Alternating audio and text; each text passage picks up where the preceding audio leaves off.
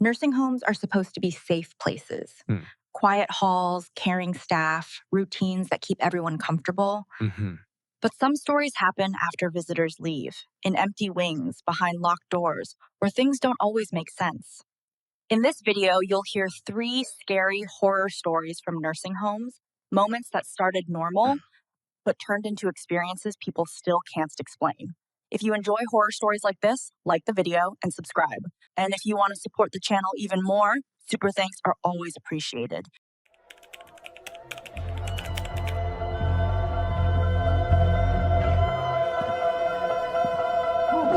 I need to be careful about how I tell this.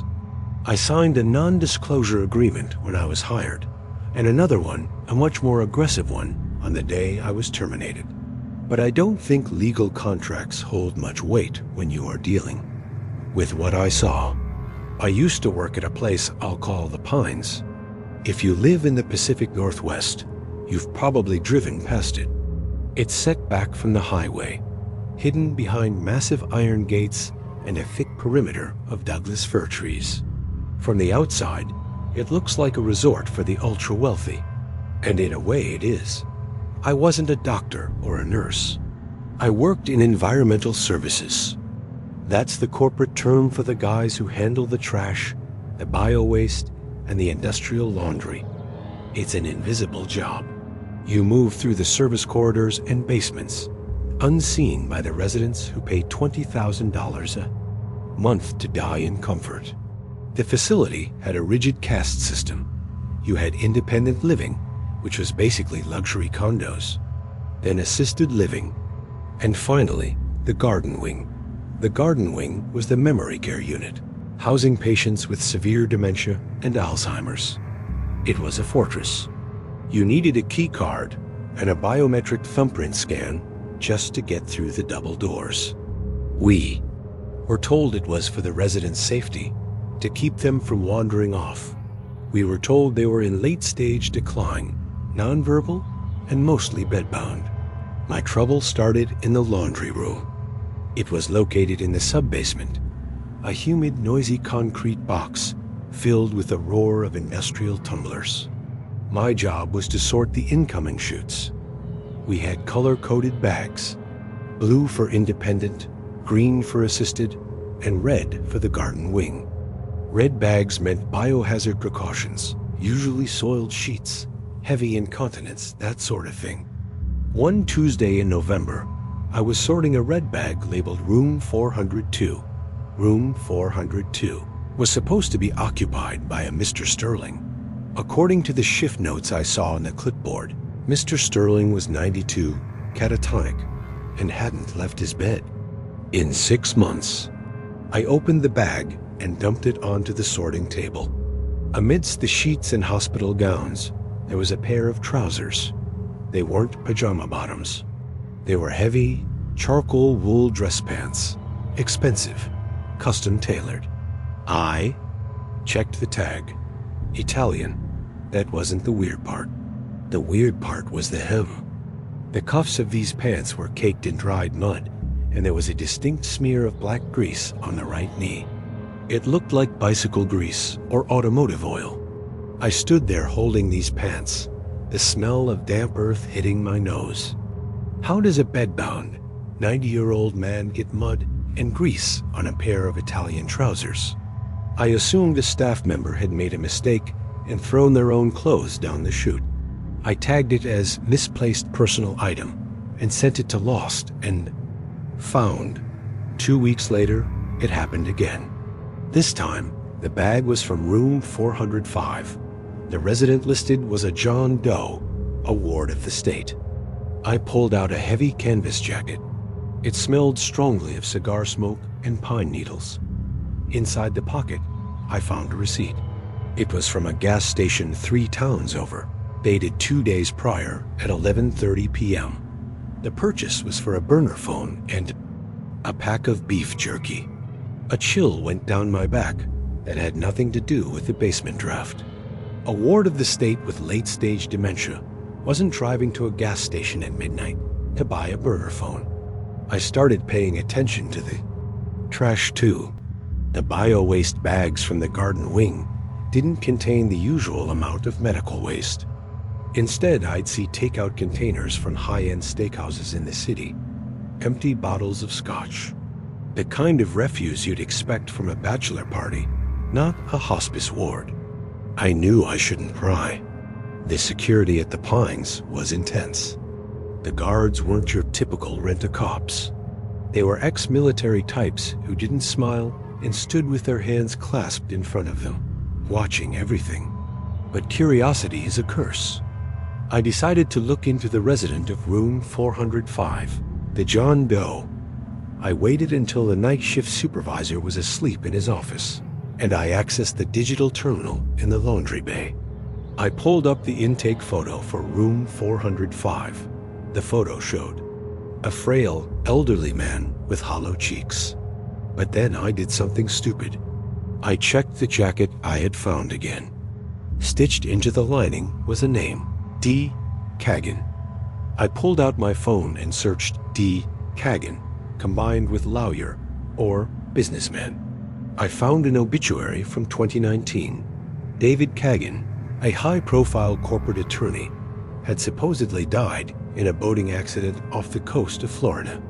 His body was never recovered. I looked at the jacket. I looked at the receipt.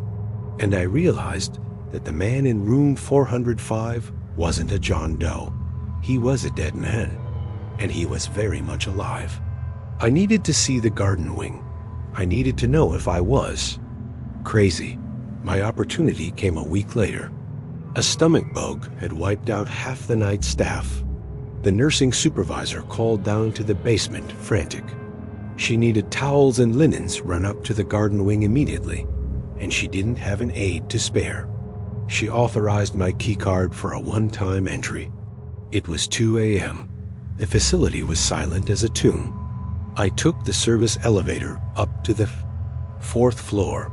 When the doors opened, the air felt different.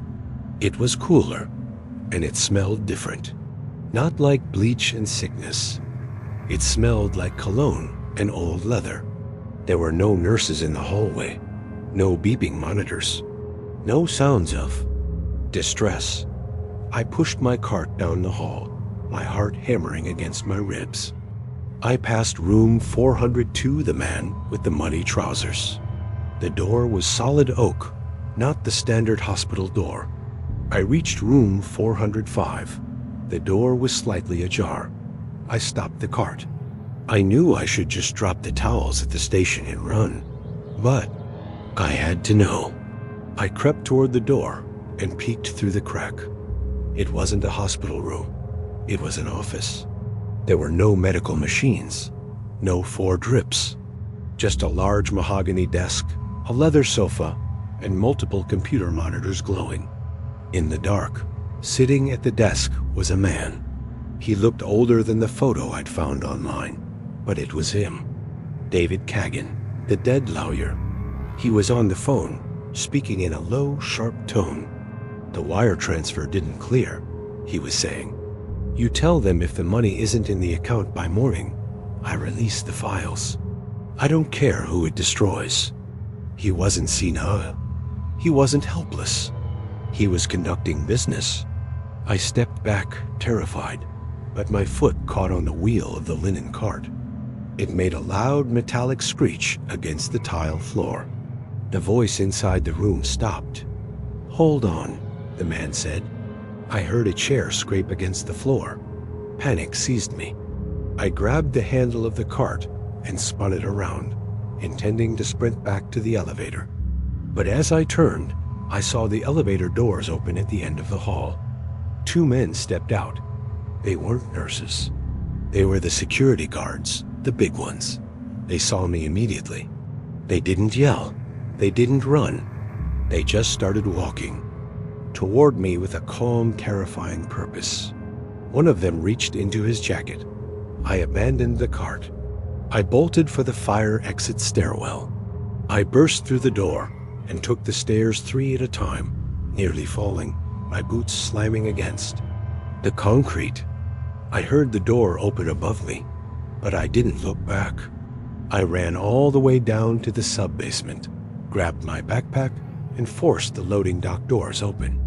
I set off the silent alarm, but I didn't care. I ran to my car, my hands shaking. So bad, I dropped my keys twice before I could unlock the door. I drove for 3 hours. I didn't go home. I stayed in a motel 2 counties over. The next morning, I tried to log into my employee email to resign. My account was already disabled. A courier delivered a box to my apartment doorstep that afternoon. It contained the few personal items from my locker and a letter. The letter stated that I was terminated for attempted theft of narcotics and unauthorized access to restricted areas. It said if I ever spoke about the facility or its residents, they would press charges that would put me in prison for 20 years. They had falsified evidence. I knew they had. The Garden Wing isn't a memory care unit. It's a ghost hotel. Criminals, witnesses, people who faked their deaths, they pay millions to the Pines. The facility gives them a medical diagnosis that explains why they can never have visitors. Terminal dementia is the perfect cover. No one questions a vegetable. No one visits a vegetable. It's the perfect hiding place. I see missing person reports differently now. When I hear about a CEO who vanished or a politician who died suddenly, I don't wonder where they went. I wonder which room they're staying in.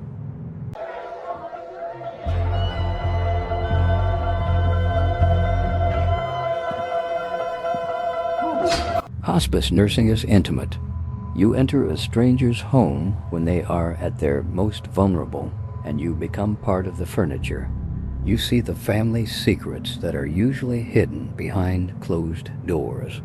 I've seen families torn apart by grief, and I've seen families fighting over the will before the body is even cold. But the Vance family was different. Or so I thought. I was assigned to Mrs. Eleanor Vance, a wealthy widow living in a sprawling, historic estate on the edge of town.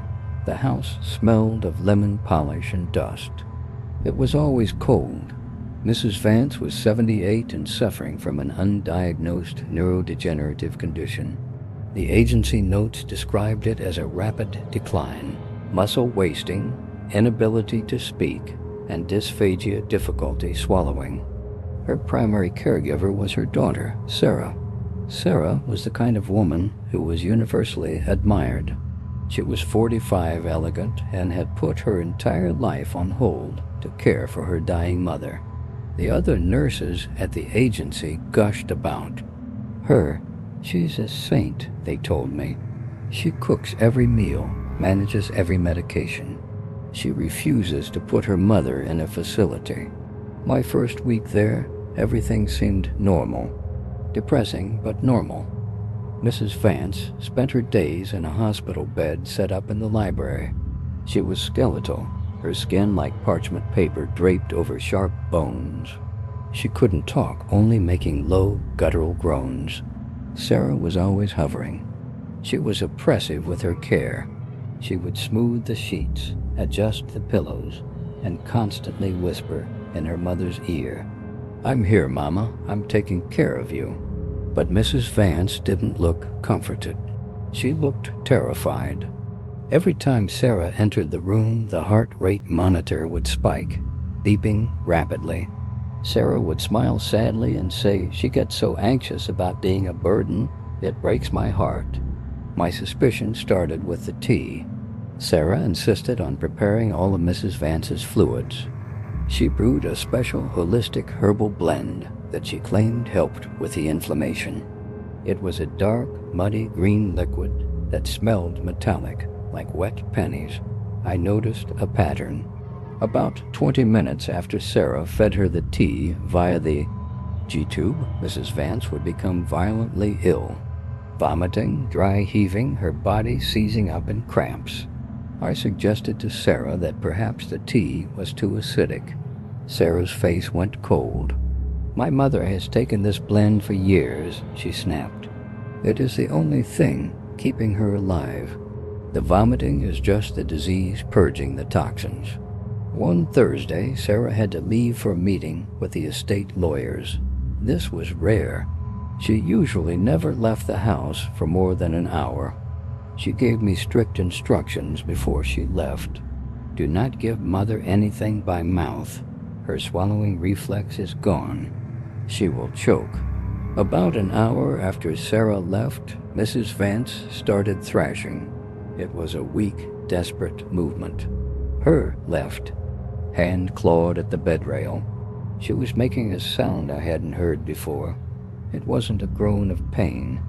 It was a plea. She was looking at the water pitcher on the bedside table. Her eyes were wide, bloodshot, and frantic. Her lips were cracked and bleeding from dehydration. I checked her chart. The feeding tube was working, but she looked starved. I decided to test her reflexes. I dipped a sponge swab in water and brought it to her lips. She didn't choke. She sucked on the sponge with a ferocity that shocked me. She wasn't dysphagic, she was thirsty. I took a risk. I opened a cup of applesauce from my lunch bag. I offered a tiny amount on a spoon. She swallowed it instantly, and then she opened her mouth for more. I fed her the entire cup. She ate it like a starving animal. The inability to swallow was a lie. Sarah had been starving her. When she finished, she looked at me. The clarity in her eyes was piercing. She lifted her hand, shaking violently, and pointed to the notepad I kept in my pocket for vitals. I placed the pad and pen in her hand. It took her 5 minutes of struggle. She was sweating from the effort. She managed to scratch out 2 letters. The handwriting was jagged, barely legible. P.O., I frowned. Po? I asked. Post office? She shook her head, tears streaming down her face. She tapped the letters again. P.O., then I heard the front door slam. The sound echoed through the massive house like a gunshot. Sarah was home early.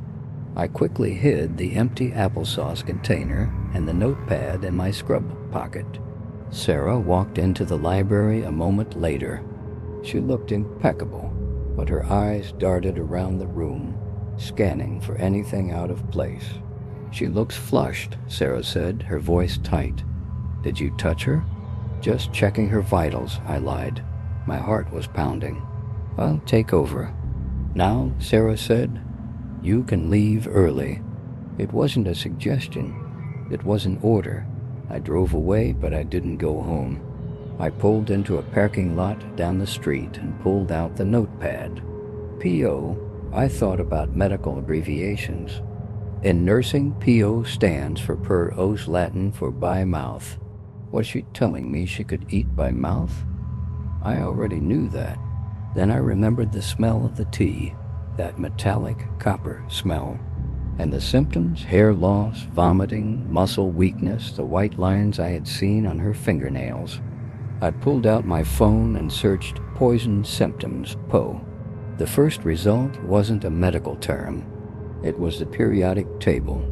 PO, polonium. No, that was too exotic.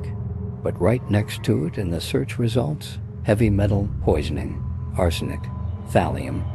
I looked up the symptoms of chronic arsenic poisoning.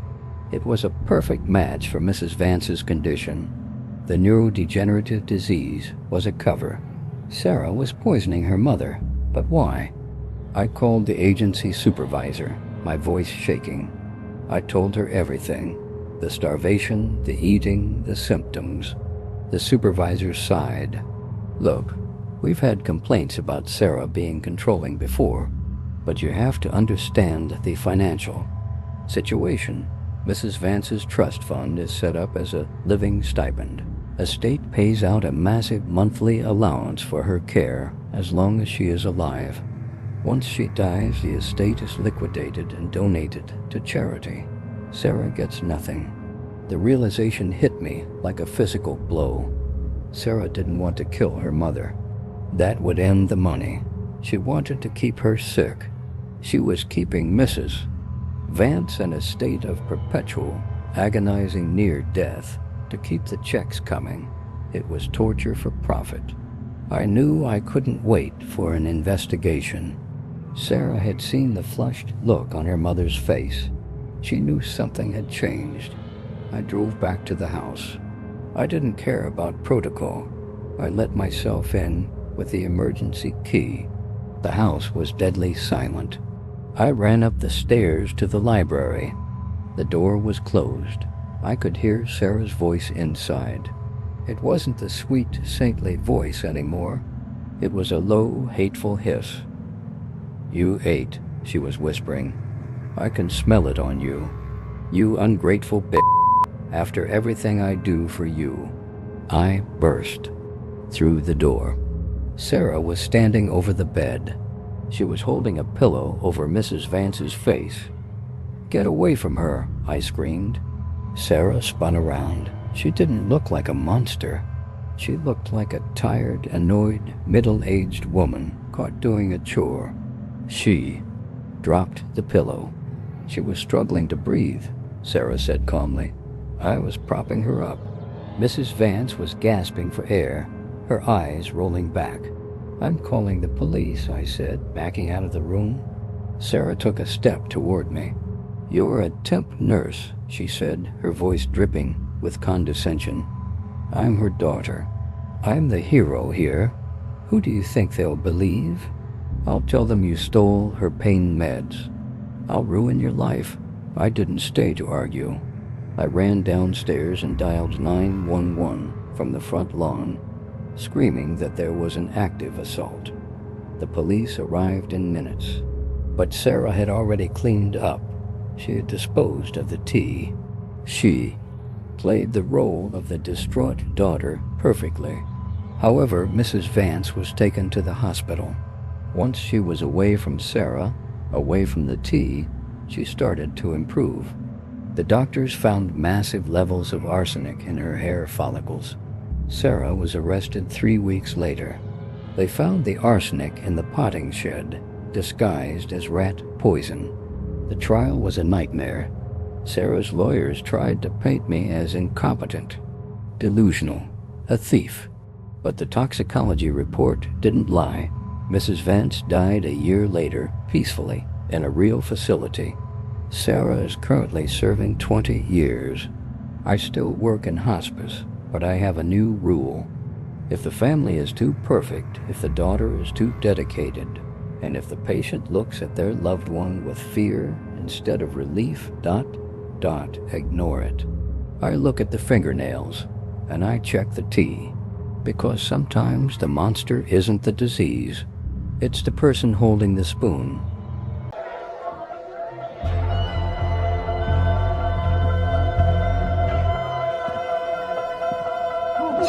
I've been a certified nursing assistant, or CNA, for about 12 years. You see a lot of things in this line of work that the general public prefers to ignore.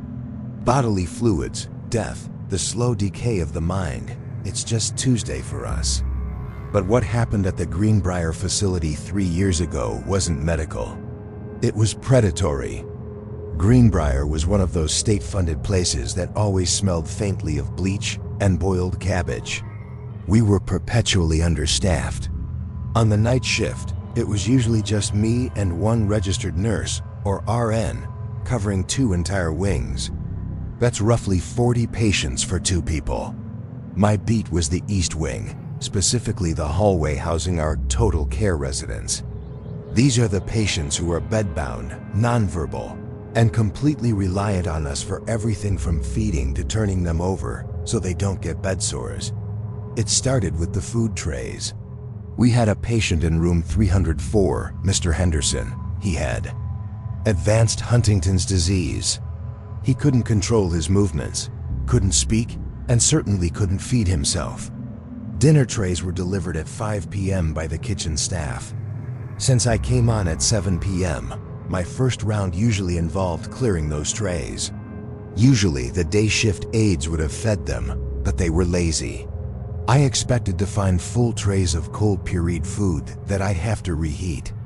Instead, for 3 nights in a row, Mr. Henderson's tray was licked clean. Not just eaten clean. The plastic wrap was neatly folded on the side.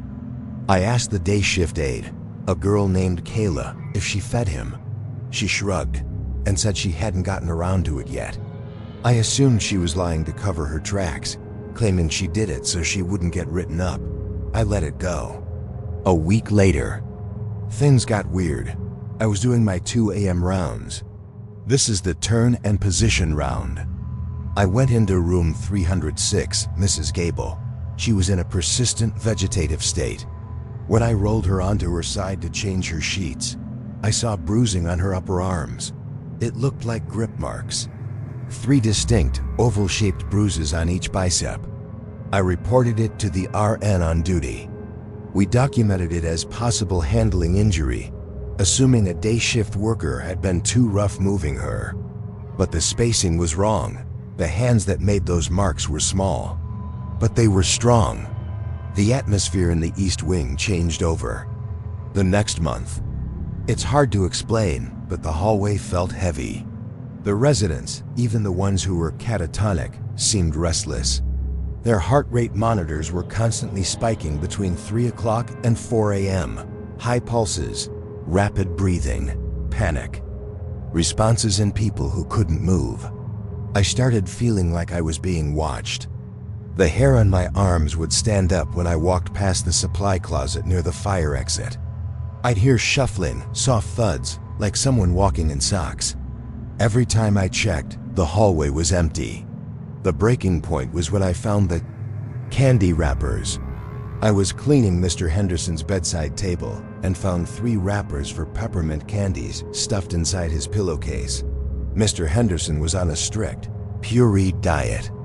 A hard candy would choke him to death in seconds. Someone was giving these to him. Management didn't listen. They said I was overworked, so I broke the law. I bought a small motion-activated nanny cam, the kind that looks like a USB charger, and I plugged it into the outlet in Mr. Henderson's room facing the bed. I knew it was a HIPAA violation. I knew I could lose my license. I didn't care. I retrieved the camera the next morning after my shift and took it home. I plugged it into my laptop, expecting to catch a lazy coworker or maybe a family member sneaking in after hours. What I saw made me physically ill.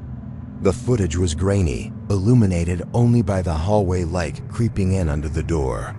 At 3:14 a.m., the closet door inside the room opened. We didn't use the closets in these rooms.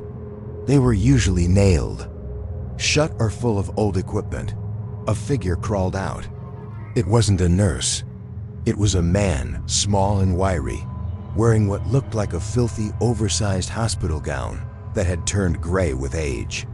His hair was long and matted. He moved on all fours, scuttling across the floor like a crab. He stood up by the bed.